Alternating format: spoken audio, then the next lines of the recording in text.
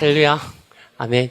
오늘은 인생과 삶의 고찰이라는 제목으로 하나님 말씀을 나누곤 합니다. 오늘 우리가 봤던 본문은 요한 3서 1장 2절 말씀인데요. 요한에서 1장 2절 말씀은 우리가 너무 잘 알고 있는 말씀이고 또 암송하고 있는 말씀입니다. 노래도 있죠. 사랑하는 자여 내 영혼이 잘됨 같이 내가 범사에 잘되고 강건하기를 내가 간구하노라. 가이오에게 사도 요한이 가이오가 이런 상태이기를 소망하는 마음으로 기도하는 기도문입니다. 하지만 오늘 이 말씀을 볼 때 우리가 삶과 인생에 대한 귀중한 통찰을 우리가 가질 수 있기에 이 말씀을 오늘 우리가 듣기 원하는데요. 우리 캐비닛 성도님 여러분, 인생이 무엇이고 삶이 무엇일까라는 질문을 제가 한번 드리기 원합니다. 이 크고 넓은 주제 앞에 우리는 참 작아지는 모습을 보게 됩니다. 우리가 어렸을 때는 인생과 삶이 때론 만만해 보이기도 했었죠. 하지만 우리가 삶을 살아감에 따라 또 인간을 알아감에 따라 이게 정말 만만치 않고 때론 누가 얘기했던 인생은 고통의 바다 라는 그런 말이 이게 성경의 말은 아니지만 감명 깊게 어느 순간 들리기 시작하는 때가 오게 되는 것을 보게 됩니다. 여러분 요새 인터넷 많이 보시나요? 네, 제 때만 하더라도 어떤 그림책이나 만화책을 볼 때는 책을 사서 봤었는데요. 요새는 우리 청년들과 또 우리 MZ 세대에서는 어떤 글이나 어떤 만화를 볼 때도 대부분 인터넷을 통해서 많이 봅니다. 네, 인터넷 그 작가라고 해야 되나요? 그 만화를 그린 웹 사람 중에서 이말년 씨가 있는데요. 침착맨이라고도 유튜버로도 활동합니다. 그분의 만화가 재밌습니다, 여러분. 그런데 저도 자주 보진 않았는데 하나의 트렌드가 될 만큼 그분이 좀 유명한 지금 사람으로 많이 나오고 있습니다. 근데 그 만화 중에서 많이 싸우는 장면이 있는데요. 좀 코믹하면서 싸우고 있는 장면 중에서 많이 쓰는 세 글자 단어가 있는데 그걸 어떤 걸 쓰냐면 와장창이라는 그런 글을 쓰면서 막 싸우는 장면이나 막 그런 장면들이 많이 이렇게 표현을 합니다. 이 와장창이라는 이런 만화를 봤을 때 제가 참 재밌기도 하고 한편으로는 우리의 삶이 어떻게 보면 이 와장창처럼 이렇게 혼란스럽고 때로는 너무나 버거운 것 같은 그런 생각이 들 때가 많다라는 그런 생각이 오늘 말씀을 준비하면서 들었습니다. 물론 우리 할아버지 세대와 우리 아버지 세대는 나의 기준입니다. 우리 할아버지 세대는 일제 식민지를 이제 막 지나서 너무나 절대적인 빈곤 가운데 자라셨고 우리 아버지 같은 경우는 이제 6.25가 막 끝난 그 세대를 살았기 때문에 그 세대보다는 우리나라가 지금 얼마만큼 선진국 반열에 올랐고 문화적으로도 최근에 또 칸 영화제인가요? 어제인가요? 네, 거기서 송강호 씨가 또 나무주연상을 받고 또 감독상을 받는 그런 쾌거를 우리가 들으면서 우리나라가 참 좋은 나라가 되었다고 하지만 그래서 먹고 사는 것은 전혀 어려움이 없다라고 말할 수 있는 나라가 되었지만 그에 반해서 사람들의 마음의 병은 점점점 늘어나는 것 같습니다. 제가 어릴 때만 하더라도 공황장애라는 말이 거의 못 들어봤어요. 방송에서도 많이 못 들어봤거든요. 근데 요새는 많은 사람들이 일반 사람도 공황장애나 이런 어떤 정신적인 마음의 병이 이제 늘어나서 진찰을 받고 상담을 받고 또 약을 드시는 분도 일상적으로 많음을 우리가 보게 됩니다. 그러므로 우리가 인생을 볼 때 인생이 이렇게 잘 먹고 살고 또 부해짐으로써 모든 인생이 나아지고 풀린다는 것들은 아니라는 것들을 우리가 알 수 있는 것이죠. 우리가 인생을 살면 살수록 우리가 쉽게 될 수 있는 그런 상황이 뭐냐 하면 비관적인 사람이 되기 쉽습니다. 인생을 살면 살수록 인생이 너무나 어렵고 그에 비해서 나의 능력은 너무나 부족한 것 같고 우리가 크리스찬일지라도 우리가 성경이 말씀하시는 대로 우리가 말씀을 순종하며 살고 싶은데 나의 힘과 능력으로는 그것이 도저히 그 기준에 다다를 수도 없고 순종할 수도 없는 그런 것들을 계속 경험해 가면서 많은 좌절 가운데 이제 비관적인 사람이 되기 쉬운 것이죠. 하지만 우리가 창세기 1장 1절과 요한계시록 2장 22절 5절을 볼 때 우리는 삶의 처음과 마지막을 알고 있는 사람들입니다. 우리 한번 말씀을 보시겠습니다. 태초에 하나님이 천지를 창조하시니라. 네, 요한계시록 22장 5절 말씀도 보시겠습니다. 다시 밤이 없겠고 등불과 햇빛이 쓸데없으니 이는 주 하나님이 그들에게 빛이심이라. 그들이 세세토록 왕노릇 하리로다. 아멘. 하나님께서 인류 역사와 이 세상 모든 만물의 처음과 끝이 어떻게 됨을 성경을 통해서 말씀해 주셨습니다.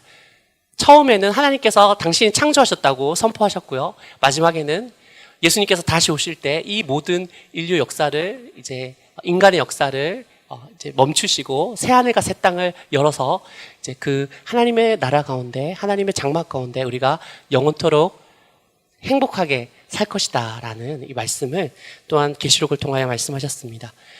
우리가 어떤 드라마나 영화를 볼 때 아무리 그 드라마가 슬퍼 보여도 처음과 끝이 어떤 것임을 알면 우리가 그 영화에 대해서 잘 파악할 수 있는 것처럼 우리의 인생과 삶도 우리가 지금 인생 가운데 많은 어려움과 슬픔이 있지만 처음과 마지막을 알기 때문에 우리는 긍정적인 우리 관점을 가지는 희망적인 사람이 될 수 있음을 믿습니다. 하지만 우리는 하나님께서 창조하시고 또 예수님께서 2000년 전에 십자가에서 죽으시고 부활하시고 그리고 예수님의 재림을 우리가 기다리면서 살고 있는 사람들입니다. 성경적으로 볼 때 예수님께서 승천하시고 난 후에 예수님께서 다시 오시지 않았지만 다시 오실 때까지를 살고 있는 사도행전부터의 그리스도인의 하나님의 자녀의 삶을 어떤 삶이라고 말하냐 하면 말세의 삶이라고 얘기하고 있습니다. 말세는 예수님께서 부활 승천하시고 다시 오시기 전까지 그 때를 말세라고 얘기하고 있습니다. 근데 이 말세 때는 성경이 분명히 우리에게 많이 이르기를 많은 고난이 있다고 말씀하셨죠.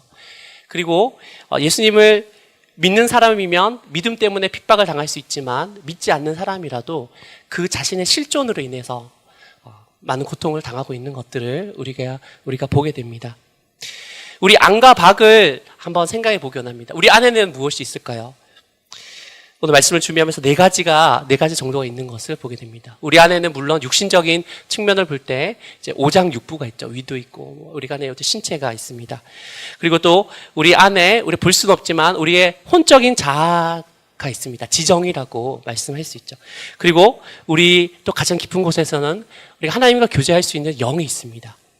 그리고 우리 또 마음 안에 하나님이 살아계시죠. 하나님께서 예수 그리스도를 믿는 자들에게 친히 우리 안에 살아계십니다. 그리고 안타깝게도 우리가 아직까지는 아담의 그런 자손이기 때문에 우리 안에 죄와 죄성이 있습니다. 또 이 죄성을 어떻게든 확장시키고 충동질하여서 우리를 사로잡아 죄를 짓게 만들려고 하는 마귀의 유혹이 밖에 있죠. 물론 밖에 있지만 자꾸만 안으로 우리에게 그런 생각들과 어떤 그런 감정들을 집어넣으려고 노력하고 있습니다. 우리의 밖에서도 우리가 좀 살펴보기 원하는데요. 하나님과 그분의 천사들이 우리를 섬기고 주님의 길을 갈 수 있도록 우리를 도와주고 있습니다. 반대로 마귀들과 그의 졸개들이 우리를 항상 넘어뜨리려고 지금 노력하고 있습니다. 뿐만 아니라 우리가 보이는 밖에 있는 대상이 누구가 있을까요? 네, 직장 상사와 민원인들이 있죠. 네, 우리 직장의 동료들과 또 내가 해야 되는 일들이 있습니다. 그리고 가족들이 있고요. 또 그 외에 친구 관계들이 있습니다. 여러분, 이 안과 박을 우리가 어떤 게 있는지 살펴봤는데요. 물론 우리를 도와주는 부분도 있지만 살펴보면 우리를 더 어렵게 하고 힘든 부분이 더 많은 것 같습니다. 그러므로 베드로전서 우리 5장 7절 말씀을 7절에서 8절 말씀을 한번 보기 원하는데요. 너희 염려를 다 주께 맡기라. 이는 그가 너희를 돌보심이라. 근신하라, 깨어라. 너희 대적 마귀가 우는 사자같이 두루 다니며 삼킬 자를 찾나니. 아멘. 네, 오늘 말씀을 보면 이 7절 말씀은 매우 긍정적인 말씀이고 우리에게 힘을 주고 위안을 주는 말씀이죠. 너희 염려를 다 주께 맡기라. 이는 그가 너희를 돌보심이라. 여러분이 가지고 있는 세상의 그리고 신앙적인 뿐만 아니라 모든 인간관계적인 아니면 어떤 경제적인 이 모든 문제를 하나님께 다 맡기십시오. 그러면 하나님의 돌보심을 우리가 다 더욱 가까이 경험할 수 있습니다. 라는 말씀이죠. 우리 7절 말씀을 보면 세상은 살아갈 때 아무런 근심과 염려를 가질 필요가 없는 것 같습니다. 하나님께서 우리를 위해서 어떤 모든 것을 다 예비해 놓으셨고 돌보주시고 채워주시기 때문에 하나님께서 우리를 위하시는데 우리가 무엇을 두려워하고 누가 우리를 대적하시소냐라는 이런 다윗의 고백이 우리의 고백이 될 것 같습니다. 하지만 8절 말씀을 보면 바로 이어서 베드로 사도가 이렇게 말씀했죠. 근신하라 깨어라 너희 대적 마귀가 우는 사자같이 두루다니며 산길자를 찾나니. 좀 전에 말씀드렸던 것처럼 우리 가운데 하나님께서 우리를 돌보시지만 또한 우리를 넘어뜨리려고 우는 사자와 같이 우리를 충동질하고 공격하는 존재가 있다라는 것을 바로 뒤이어서 베드로 사도는 말씀하고 있습니다. 이 두 구절을 볼 때 우리가 어떤 생각을 가질 수 있나요? 말씀드렸던 것처럼 우리의 인생이 그렇게 간단하지 않고 미묘하다라는 것들을 우리가 말씀을 통해서도 알 수 있습니다. 다시 말해서 여러분, 인생과 삶은 진짜 혼란스러운 것이다라고 말씀드리고 싶습니다. 여러분, 이렇게 혼란스러울 때 우리 캠열, 우리 성도님께서는 어떻게 하시나요? 여러분 방이 되게 지저분하고 혼란스러울 때 어떻게 하시나요? 예, 청소와 정리 정돈을 하십니다. 근데 거기에 기준이 있죠. 예, 많이 이렇게 막 음식물도 있고 그럴 때 진공 청소기부터 하시는 분 없으실 것 같습니다. 네. 대부분 큰 것부터 치우죠. 큰 것부터 치우고 버릴 건 버리고 다시 정리할 건 정리하고 그 외에 이제 진공 청소를 하면 좀 고장날 수 있는 그런 것들을 따로 치우고 그다음에 진공 청소를 하고 물티슈로 닦고 뭐 그런 과정을 거칩니다. 우리가 항상 어떤 것을 정리정돈하고 이렇게 청소하거나 깨끗하게 할 때는 분명한 기준을 가지고 그렇게 해야 되는 기준을 가지고 우리가 우리의 방을 치우는 것이죠.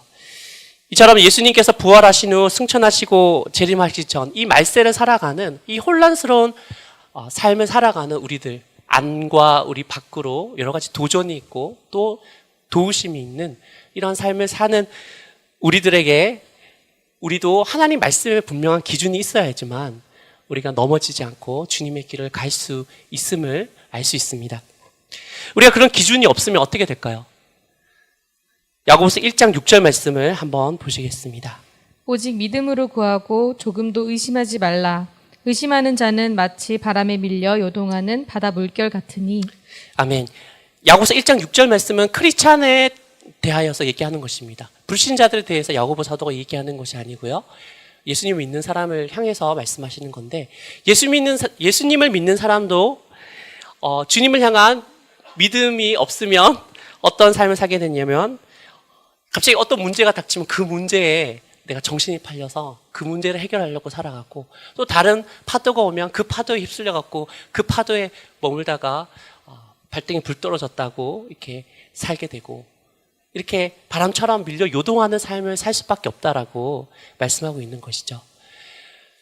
우리가 그런 파도와 같은 큰 파도와 같은 도전이 있을 때 우리는 그 파도에 휩쓸리는 자가 아니라 하나님께서는 오히려 그 파도를 하나님의 성령의 바람을 타고 이제 윈드 서핑처럼 서핑을 하는 자로 우리를 불러주셨습니다. 그러기 위해서는 우리가 삶에 대한 하나님의 그 질서를 우리가 분명히 알 필요가 있는 것이죠. 우리 오늘 본문 말씀을 한 번 더 보면요. 우리 함께 한번 읽어보겠습니다. 시작. 사랑하는 자여 내 영혼이 잘됨 같이 내가 범사에 잘되고 강건하기를 내가 간구하노라. 아멘. 담임 목사님께서도 약 3주 전에 이 말씀에 관한 질서를 우리에게 말씀해 주셨습니다. 우리가 이 말씀을 좀 더 깊게 보기 원하는데요. 첫 번째로 사도 요한은 내 영혼이 잘됨 같이 내가 범사에 잘되고 강건하기를 내가 간구하노라. 우리 인생이 원하는 바가 여기 다 있지 않나요? 우리 영혼도 주님과의 좋은 관계 가운데 잘되고 범사라는 말은 우리 삶의 모든 정황이죠. 우리가 부부 사이도 또 가족 관계도 그리고 인간관계도 또 경제적인 부분도 또 직장의 부분도 우리가 학생이면 공부하는 부분도 진로의 부분도 다 범사에 다 들어가 있습니다.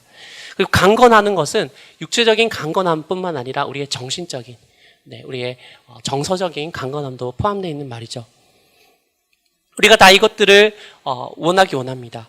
하지만 사도 요한은 첫 번째로서 우리에게 제시하는 것이 영혼이 잘 되는 상황을 제시하고요. 두 번째가 범사가 잘 되는 경우를 제시합니다. 세 번째는 우리의 육체와 정신세계가 강건하게 되는 은혜를 얘기하는 것이죠. 이것이 하나님이 말하는 우리 삶의 질서입니다. 우리가 얘기 드렸듯이 어렵고 힘든 세상을 살고 있는데요. 주님께서는 우리 험한 세상을 승리할 수 있는 길을 이미 내셨습니다. 여러분 그걸 믿으십니까? 예수 그리스도께서는 십자가로 그리고 오순절 이후에 우리에게 성령을 주심으로써 그 어렵고 험한 세상을 우리가 승리하며 갈 수 있도록 길을 내어주신 거죠. 십자가를 통해서 우리의 죄를 멸하시고 용서하셨고요. 성령을 우리에게 보내셔서 성령님께서 우리를 항상 진리 가운데 평강과 은혜 가운데 거할 수 있도록 우리에게 또한 힘과 능력을 주셨습니다. 오늘 본문의 뒷부분을 한번 보기 원합니다. 요한 3서 1장 3절에서 4절 말씀. 형제들이 와서 내게 있는 진리를 증언하되 내가 진리 안에서 행한다 하니 내가 심히 기뻐하노라. 내가 내 자녀들이 진리 안에서 행한다 함을 듣는 것보다 더 기쁜 일이 없도다. 네. 오늘 본문에 보면 내 영혼이 잘됨 같이 내가 범사에 잘되고 강건하기를 내가 간구하노라라는 이런 권면과 기도의 말 다음에 바로 내게 있는 진리를 증언하되 내가 진리 안에 행한다 하니 내가 심히 기뻐하노라라는 말씀했습니다. 이 말씀 2절부터 4절 말씀은 어떤 것을 우리에게 제시하고 말하고 있는 것일까요? 우리의 영혼이 잘된 같이 우리가 범사에 잘되고 강건하는 복을 우리가 받기 원하기 사도 요한이 기도했습니다. 하나님의 은혜로 우리에게 주어주는 것이죠. 그런데 우리 3절부터 4절에 보면 그 가이오, 그 성도님들이 진리 안에 거하는 것을 기뻐하고 격려하는 모습을 나옵니다. 여러분, 하나님께서는 여러분을 어떻게 잡으시냐고 하면요. 이렇게 손을 잡지 않으십니다. 이렇게 해서 이렇게 손 잡으면 한 명만 손을 딱 놓으면 딱 손을 놓치잖아요. 근데 하나님께서 여러분 손목을 잡고 계세요. 믿으십니까? 그래서 여러분도 예수님의 손목을 이렇게 교차해서 잡고 있는데 여러분이 손을 딱 놓아도 하나님께서는 결코 그 사랑의 손을 여러분에게 놓지 않습니다. 그런데 오늘 요한 3서 1장 2절부터 4절 말씀은 하나님께서 너희에게 손을 잡는데 사도 요한은 너도 예수 그리스도의 손을 잡아야 된다. 너희들도 진리 가운데 거하여야 된다라고 이제 말씀을 하고 있는 것입니다. 왜 그럴까요? 우리가 그냥 인생을 살아가는 것은 주님의 은혜와 사랑으로 충분히 살아갈 수 있습니다. 하지만 우리 인생이 너무나 복잡다단하고 많은 공격과 또 도전이 있기 때문에 그런 도전을 우리가 승리하면서 요한계시록에 말하는 이기는 자가 됨으로써 우리가 나아가기 위해서는 예수님만 우리의 손을 잡는 것이 아니라 우리도 진리 가운데 거하는 우리도 주님의 손을 굳게 잡아야 되는 그런 필요가 있다라고 야고보 사도가 말씀드리고 있습니다. 그러므로 우리가 생각해야 되는 것은 어떤 것이 있을까요? 제가 여러분에게 질문 드리고 싶은 것은 여러분은 여러분의 영혼의 상태에 얼마만큼 관심을 가지고 있는지 제가 묻고 싶습니다. 여러분이 지금 눈앞에 지금 파도와 같이 나에게 펼쳐지고 있는 나의 해야 되는 것들 그리고 매일매일 이루어 나가야 거는 것들에 대해서 우리가 관심이 많이 생길 수밖에 없습니다. 왜냐하면 그것은 우리 눈앞에 보이는 것이죠. 그리고 나를 흔드는 것이기 때문에 그게 느껴지고 보여지기 때문에 우리는 그런 관심을 가질 수밖에 없지만 오늘 말씀을 기억하면 우리가 먼저 영혼이 잘 될 때 범사가 잘 될 수 있다라는 주님의 말씀 우리가 이 질서를 기억할 때 우리가 먼저 믿음을 가지고 우리의 영혼의 상태에 관심을 가져야 됨을 성경은 우리에게 말씀하고 있는 거죠. 왜 영혼의 일이 이렇게 중요할까요? 왜 눈에 보이지 않지만 우리의 영이 그렇게 중요할까요? 고린도전서 2장 11절 말씀을 우리 한번 보시겠습니다. 사람의 일을 사람의 속에 있는 영 외에 누가 알리요? 이와 같이 하나님의 일도 하나님의 영 외에는 아무도 알지 못하느니라. 아멘. 이 말씀을 보면 사람의 일은 사람 속에 있는 영 외에 누가 알리요라는 말을 씁니다. 여러분의 생각이, 여러분의 감정이 여러분을 속일 수 있습니다. 여러분 그런 거 경험해 보셨나요? 내가 정말 이게 맞다라고 생각하고 내가 느끼는 게 정말 이거일 거야 라고 생각했는 것이 시간이 많이 지나고 나서 이거 아닌 거 아니네. 내가 그렇게 생각했고 느꼈고 또 의지적으로 결단했는 것이 이거 진짜 내가 원하는 것이 아니었어 라고 생각하게 되는 것들이 우리에게 많이 있을 줄 압니다. 그러므로 고린도전서 2장 11절에 사람의 진정한 상태와 일은 사람 속에 있는 영 외에는 아무도 알 수 없다 라고 얘기를 하고 있는 거죠.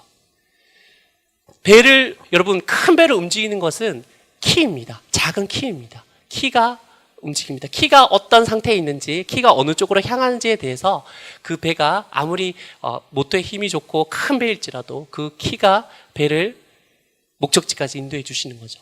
영도 우리 가운데 동일한 역할을 합니다. 눈에 보이지 않고 또 우리가 보기에 그 세상의 파도보다 크게 보이진 않지만, 중요하게 보이진 않지만 우리를 가장 잘 아는 우리의 근원인 이 영이 우리를 이끌어 간다는 거죠. 우리 영의 상태에 따라 우리가 어떤 방향으로 나아간다는 것을 고린도전서 2장 11절이 우리에게 또한 말씀해 주고 있습니다.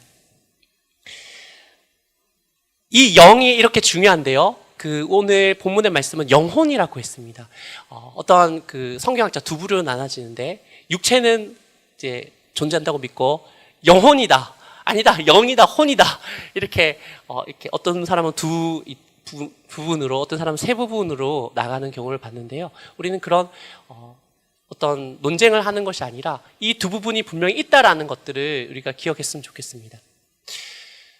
많은 사람들은 본인도 경험을 통해 아니면 여러 가지 느낌을 통해 알고 있기 때문에 혼적인 그 기능을 좋게 하려고, 웰빙을 하려고 많이 노력을 합니다. 어떤 게 있을까요?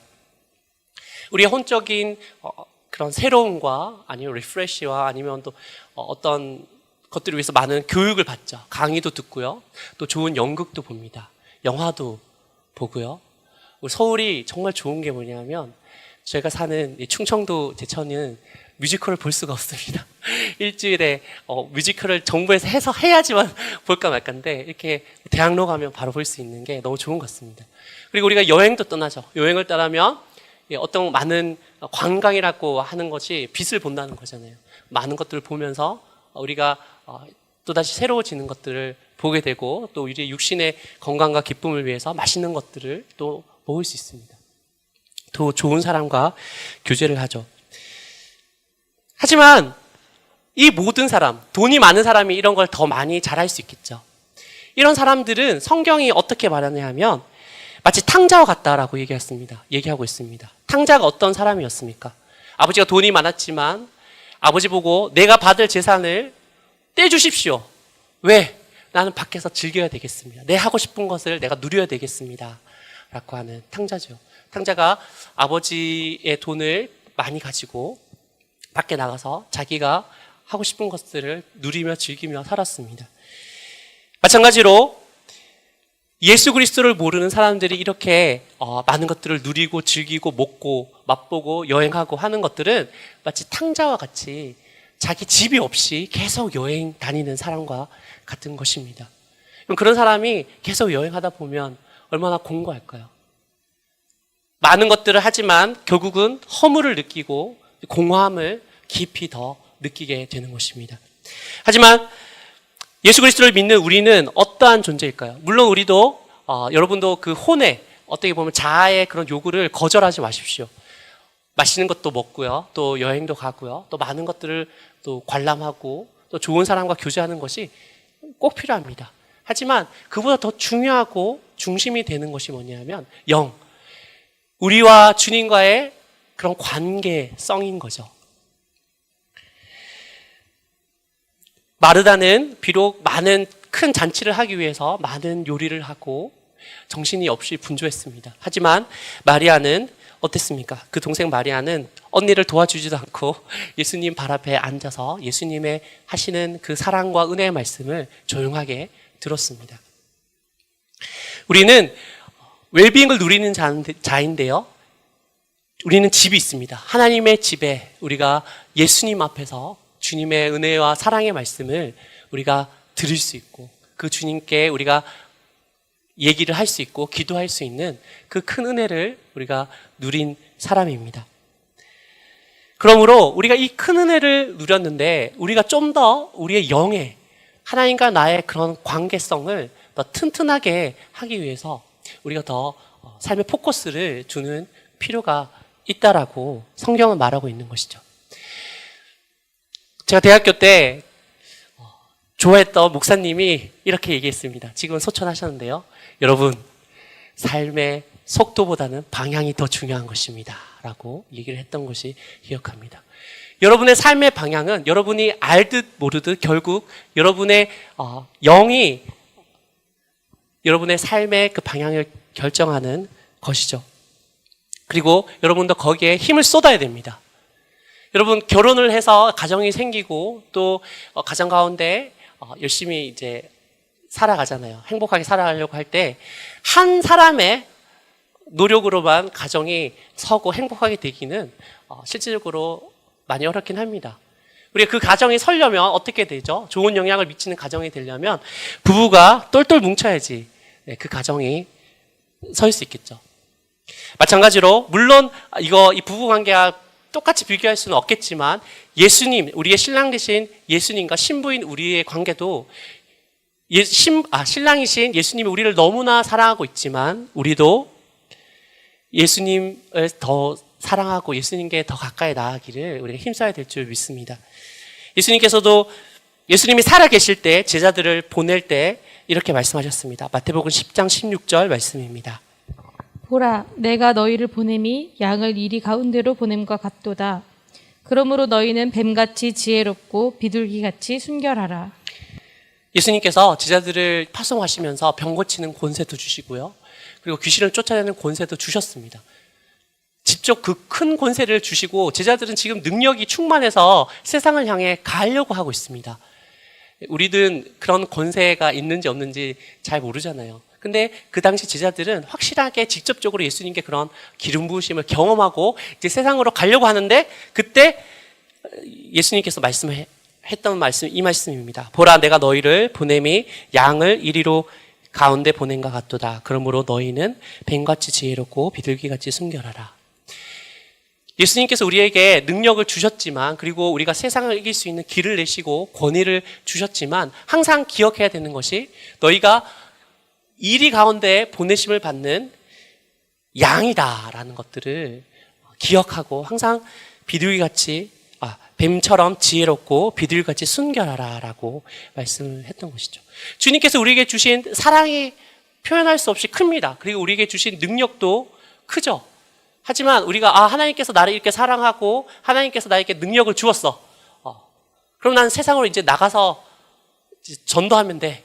이렇게 단편적으로만 생각하면 안 되고 그럼에도 불구하고 내가 세상에 나갈 때 세상이 쉽지 않고 아직까지 예수님이 오기 전이기 때문에 많은 도전과 유혹과 공격이 있음을 알고 뱀처럼 지혜롭고 비둘기같이 순결해야 되겠다라는 생각을 항상 가지고 있어라고 예수님께서 말씀하고 있으십니다.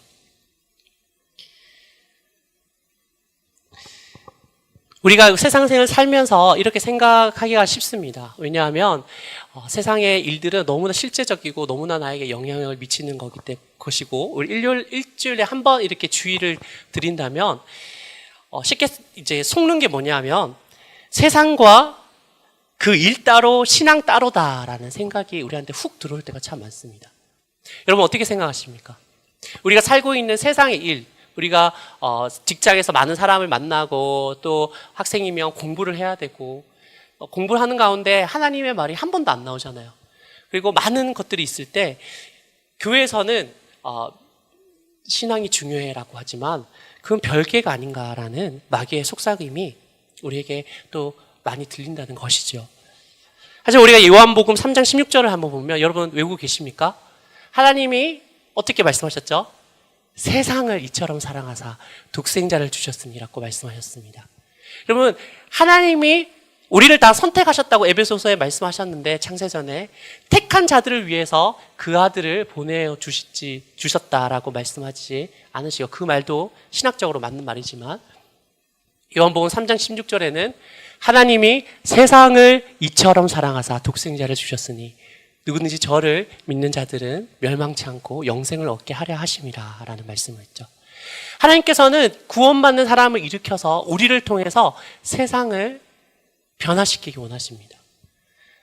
세상이 너무나 타락하고 또 어두운 건 사실이지만 예수님께서 세상을 우리를 통해 어떻게든 조금씩 주님의 나라의 모양으로 변화시키지 않으시려고 하셨으면 왜 우리 보고 너희는 세상의 빛이요 세상의 소금인데 너희가 세상에서 소금의 역할을 하지 않고 그냥 신앙 따로 일 따로라고 생각하고 교회에서는 교회 그 성도님으로 밖에서는 무서운 상사나 아니면 경쟁에서 딴 사람을 제쳐버리고 무시하고 또 밟아버리는 그런 사람이 된다면 소금의 역할을 하지 않는다면 예수님께서 너희들은 길거리에 버려져서 세상 사람들이 너희를 밟게 된다고 말씀하고 있는 것입니다. 그것이죠. 여러분 근데 이 부분이 쉽지는 않습니다. 쉽지는 않지만 여러분의 그런 소원보다 여러분을 통해서 하나님께서 더 그런 큰 소원을 가지고 있다라고 여러분 믿으시고 생각하시기를 부탁드립니다. 또 어떤 분들은 일 따로 세상 따로 뿐만 아니라 이렇게 얘기하는 분이 있으십니다. 내 삶은 내가 컨트롤해. 어떻게 생각하십니까? 제가 다녔던 고등학교는 미션 스쿨이었는데요. 그 미션 스쿨 고등학교에 그런 교시가 뭐냐 하면 내 갈 길 내가 개쳐 이라도 딱 적혀 있더라고요, 학교에. 그래서 내가 그때 한참 예수님 믿고 좀 뜨거웠을 텐데 저게 맞을까? 이게 물론 이게 진취적이고 좋은 표현이긴 한데 이제 미션 스쿨 고등학교에 저게 맞는가 이렇게 생각을 했었는데요. 여러분의 삶을 여러분이 컨트롤할 수 있습니다. 여러분이 좋은 걸로 선택할 수 있고요. 또 여러분이 열심히 노력해서 어떤 걸 성취할 수도 있어요. 하지만 여러분 기억해야 될 것이 뭐냐 하면 성경은 여러분이 양이라고 분명하게 얘기하고 있습니다. 우리가 무엇이라고요? 양이고 예수님이 목자죠. 여러분 양들이 혼자 살 수 있을까요? 혼자 살 수는 있어요. 살 수 있습니다. 양도 남자 양 램이라고 하는데요. 들이받는다고 해요. 그래서 양에 들이받아서 죽는 사람도 꾸준히 나올 정도로 우리가 인터넷 영상을 보면 그런 것도 볼 수 있는데요. 살 수 있는데 양이 자기들끼리 살면 어떻게 살 수 있을까요? 양은 천적의 위협이 많기 때문에 한 명이 천적을 지켜야 되겠죠. 그리고 식량을 구함에 있어서 양은 뿌리까지 다 뜯어먹는 동물이라고 합니다. 염소는 뿌리까지는 안 뜯어먹는다고 한다고 해요. 양은 뿌리까지 뜯어먹기 때문에 이제 계속 옮겨 다녀야 되는데 어떤 순양은 망보면서 그리고 다른 양들은 열심히 움직여 다니면서 이제 열심히 먹을 수 있겠죠. 여러분 이런 삶이 무엇일까요? 이런 삶은 생존을 위한 삶입니다. 서바이벌을 위한 삶이죠. 여러분 우리가 목자가 없이 살 수 있습니다. 내 갈 길 내가 컨트롤해라고 우리 어릴 때는 내가 원하는 대로 한번 인생을 펼쳐볼래. 그런 분들을 대부분 보면요. 물론 자수성가한 분도 있고 또 자수성가한 분들이라도 지나가다 보면 어떤 삶을 위해서 살고 있냐 보면 생존을 위해서 사는 거죠. 생존을 위해서 살아가고 있는 많은 사람들이 있습니다. 하지만 시편 23편 1절과 시편 34편 8절 말씀을 한번 보시겠습니다. 여호와는 나의 목자시니 내가 부족함이 없으리로다.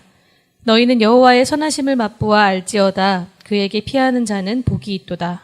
아멘.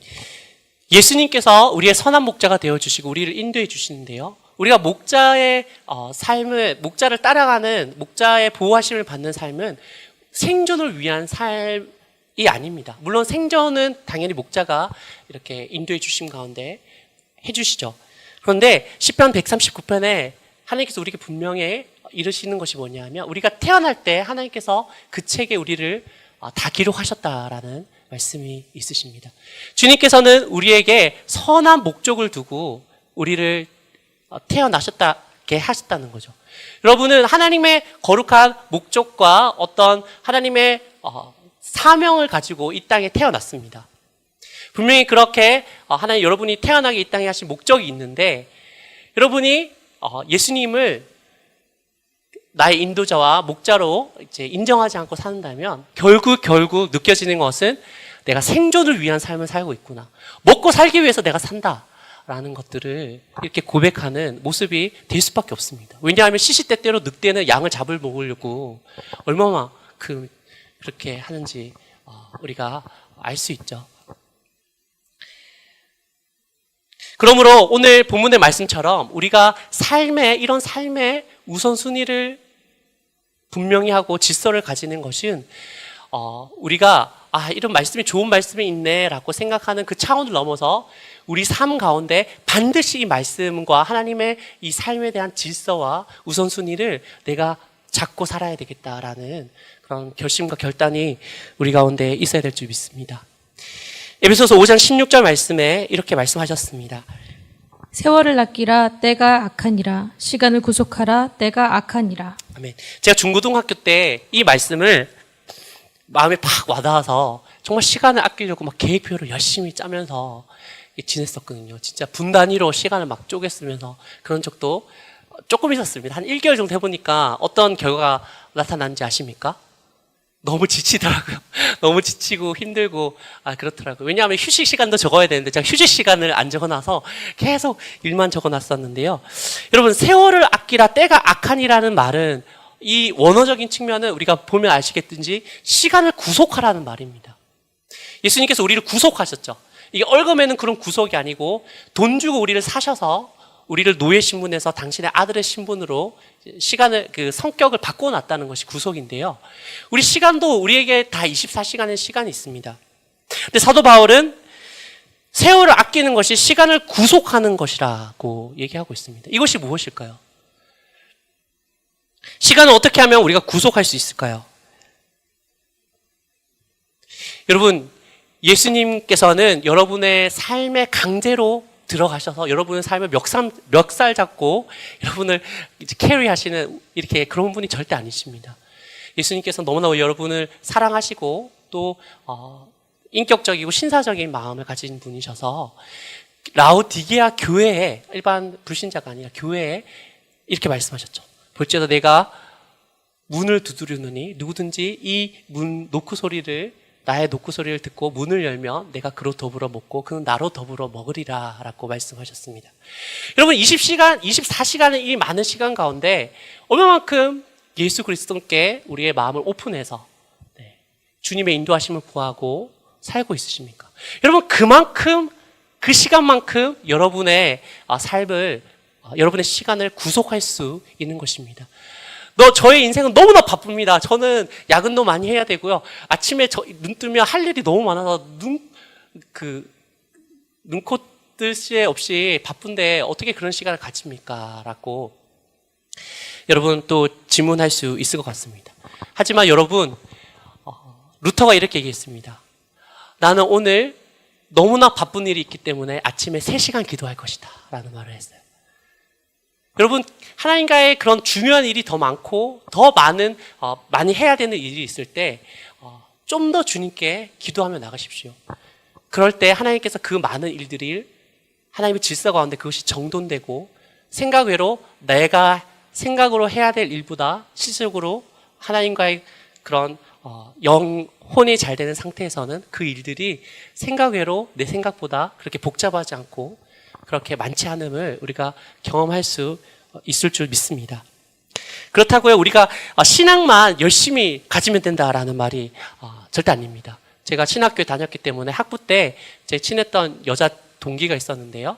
그 동기가 이런저런 얘기를 하면서 자기 어머니가 일주일에 3, 4일 동안 기도원에 가 있다고 하시더라고요. 기도원에 가 있다고 하셔서 너 왜 가니? 그렇게 물어봤는데 어머니가 그냥 기도를 열심히 하신다고 하셨는데 자기가 아빠 밥도 차려주고 집안 빨래도 하고 한다고 얘기를 들었습니다. 그런 얘기를 들었을 때 여러분 예수님께서 그거를 원하셨을까요? 전 잘 모르죠. 또 그분의 영혼의 상태와 그런 마음을 제가 모르기 때문에 그런데 제가 그 얘기를 듣고 좀 평안이 없었어요. 마음이 좀 불편했습니다. 정말 지혜로운 자라면 비록 제가 어떤 비판하게 될까봐 되게 두렵던데요. 그런 게 아니라 가족의 건강과 또 삶을 위해서 엄마가 맛있는 음식도 해주고 깨끗한 옷과 또 깨끗한 옷을 자녀들에게 입게 해주면서 또 남편에게 입게 해주면서 그 집안에서 예수님께서 말씀하신 것처럼 골방에서 기도하면 더 좋지 않았을까요? 여러분, 우리의 영혼이 잘 되면 내가 범사에 잘 되고 내가 강건해진다는 말이 이 말씀이 하나의 법칙처럼 여러분에게 단지 그렇게 다가오지는 않았으면 좋겠습니다. 요새는 안 그러는데요. 예전에는 어떤 뜨거웠던 교회가 신방을 가면 이제 신방 갈 때 위로해주고 기도해줘야 되는데 쭉 정다고 합니다. 어떤 걸 정리하면 너가 지금 강건하지 못한 것은 영혼이 잘못되어 있기 때문에 그런 거야 라고 해서 이렇게 영혼이 잘못된 거 불러봐 해서 이런 경우도 있었다고 하는데요. 그런 게 아니라 우리가 일상생활을 살아가면서 우리가 해야 될 것을 해가면서요. 하나님께서 우리에게 주신 맡긴 삶의 여정도 우리가 걸어가면서 우리가 이 모든 일이 내가 이루는 것이 아니라 예수님께서 나를 통해서 당신의 능력과 은혜를 나타내는 그런 계기가 되게 해주시고 도구가 되게 제가 원합니다라고 주님을 인정하면서 나가는 것이 우리의 영혼이 잘됨의 그런 방법이라고 생각이 됩니다. 말씀을 맺겠습니다. 여러분은 여러분의 영혼에 얼마만큼 관심이 있으십니까? 여러분이 되기 원하시고 또 이루어지기 원하는 그것들이 막상 여러분에게 이루어질지라도 그것이 공허하게 될 수 있는 가능성이 있습니다. 여러분, 가정을 이루는 것이 너무나 복되고 좋은 것입니다. 여러분이 많은 꿈을 가지고 있죠. 이상형이 있고 그리고 가정을 이루어서 어떤 것을 하겠다. 근데 막상 가정을 이루어보면 여러분 이상보다는 현실이 더 가까이 받아들여지게 될 것입니다. 하지만 우리가 하나님께서 주신 말씀을 통해서 이 가정을 해석할 때 하나님의 말씀으로 인해서 남편은 교회를 사랑하듯 아내를 사랑하고 아내는 교회가 예수님을 공경하고 섬기듯 공경하고 순종하듯 남편을 그리 하라라는 하나님의 말씀으로 우리가 나아갈 때 하나님의 말씀으로 인해서 우리의 가정이 우리의 삶이 복되게 됨을 또한 믿습니다. 마지막으로 마태복음 25장 21절 말씀을 읽어보겠습니다. 잘하였도다 착하고 충성된 종아 네가 적은 일에 충성하였음에 내가 많은 것을 내게 맡기리니 내 주인의 즐거움에 참여할지어다. 아멘. 여러분, 우리의 삶의 목표를 여기로 잡았으면 어떨까요? 우리가 많은 것들을 이루시고 많은 것들을 이룰 수 있고 할 수 있지만 결국 하나님 앞에서 우리가 드러나지 않는 것도 그분 앞에서 우리가 다 드러나고 우리가 주님 앞에 다 짓고 할 건데 우리가 주님 앞에 숨길 수 없는 그때 하나님께서 우리를 보시고 잘하였도다 착하고 충성된 종아 네가 작은 일에 내가 작은 일에 충성하였음에 내가 많은 것을 내게 맡기리니 내 주인의 즐거움에 참여할지어다. 우리의 인생은 우리 예수님과 함께 하나님 아버지와 함께 성령과 함께 살게 되는 영혼에 비해서는 매우 짧은 점도 찍을 수 없는 짧은 시간입니다. 하지만 이 점도 찍을 수 없는 짧은 이 땅에 우리가 80, 90, 길어도 100년 되는 이 짧은 시간에 우리가 어떻게 살았느냐에 따라서 우리의 영혼의 삶의 성격이 달라질 것입니다. 예수님을 믿더라도 마치 불에서 금방 구원받은 것처럼 마치 예전에 큰 목욕탕에 불이 나서요. 많은 사람이 죽었던 것을 기억합니다. 그때 뛰쳐나온 사람이 어떻게 뛰쳐나왔나요? 옷도 못 입고 막 이렇게 헐레벌떡 뛰어왔잖아요. 여러분, 우리가 영혼에 관심을 가지지 않고 이 시간을 구속하면서 우리가 살지 않으면 천국 백성으로 천국은 가겠지만 부끄러운 구원, 마치 그 화재에서 뛰쳐나온 것 같은 그런 상태로 우리가 주님 앞에 나올 수가 있습니다. 하지만 우리가 오늘 말씀을 기억하고 또 하나님을 사랑하는 가운데 우리의 영혼이 잘된 같이 우리의 범사가 잘되고 우리가 강건하는 복을 누리기 원합니다. 그래서 주님께서 우리에게 말씀하신 것처럼 잘하였도다 착하고 충성된 종아 네가 작은 일에 충성하였음에 내가 큰 일을 내게 맡기리니 내 주인의 잔치에 참여할지어다 라는 고백을 여러분 다 듣게 되는 우리 캠리아 식구들 되시기를 주님의 이름으로 축원드립니다. 우리 한번 기도드리겠습니다.